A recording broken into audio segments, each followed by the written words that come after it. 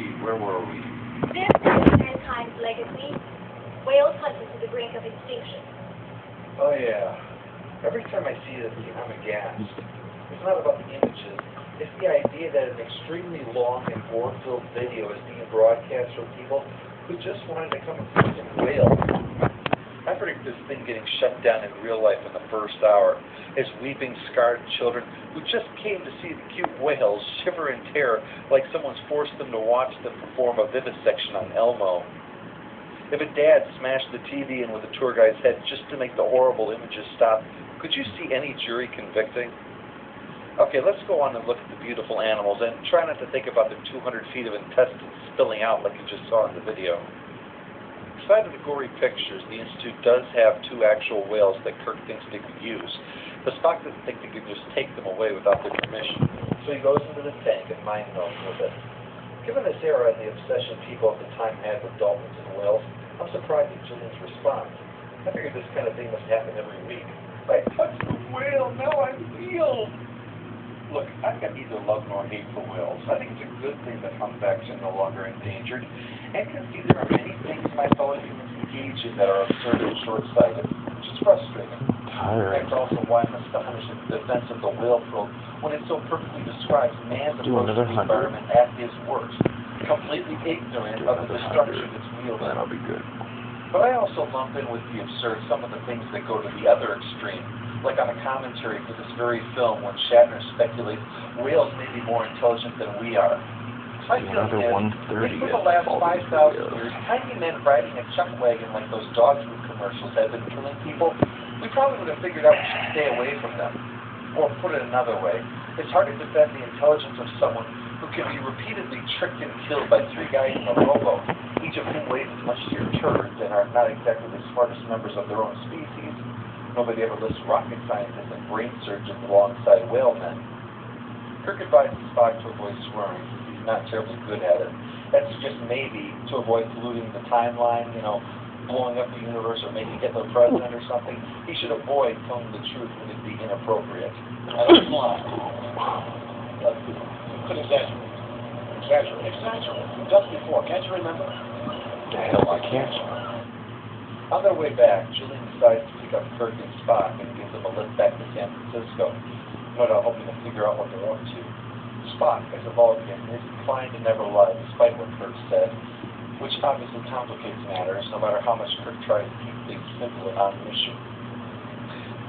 You're not exactly catching us at our best. That much is certain. Kirk finally decides to move to an area where he always shines, namely charming women. So he suggests they all go out to dinner together.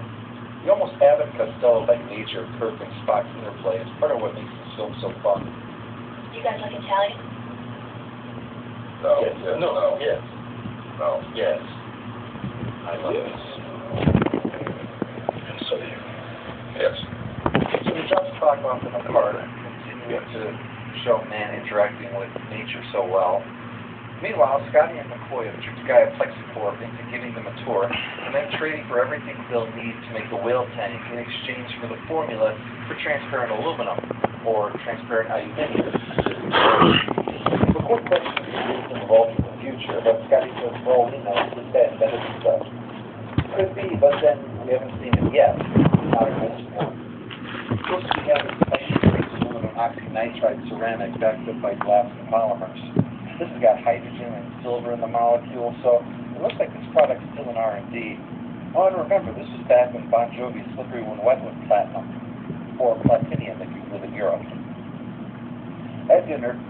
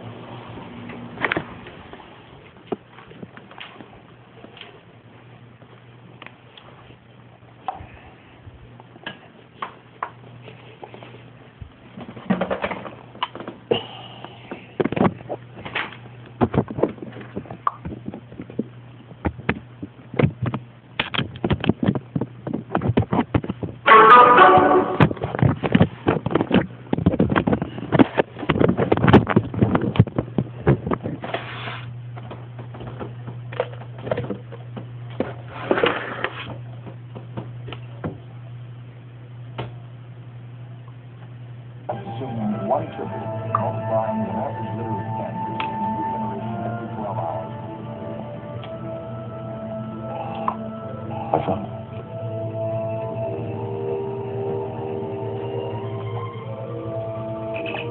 Just go to the pilot.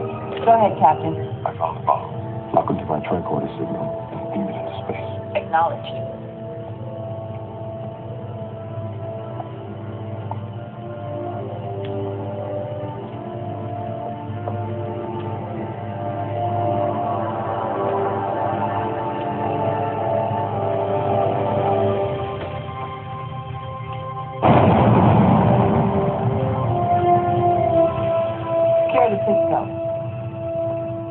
It worked.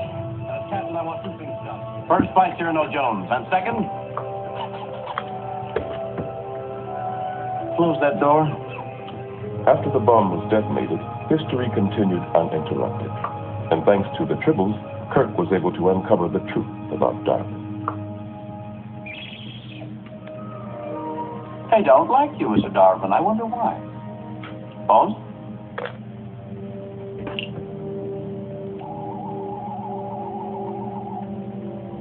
Jim, this man is a Klingon.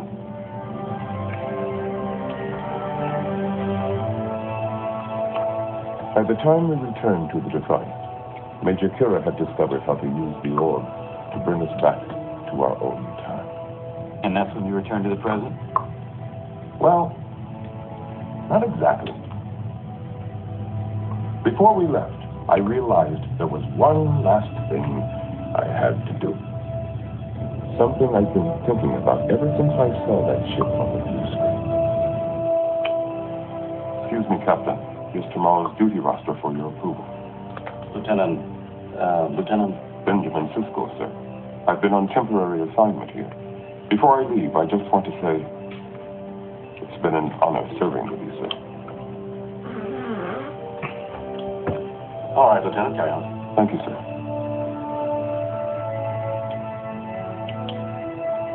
Now, if you want to put a letter of reprimand in my file for that, then go ahead. We'll have to review the case before making any recommendations. However, I don't think there was any harm done. Probably would have done the same thing myself.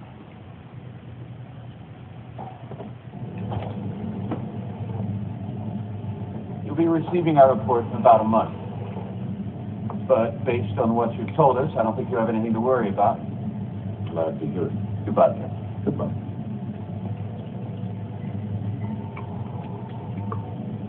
Docking Port 7.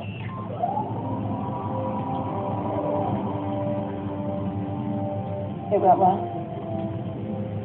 Good. The constable wants to see us on the promenade. Did you tell them? Didn't ask. I'm open to suggestions. We could build another station.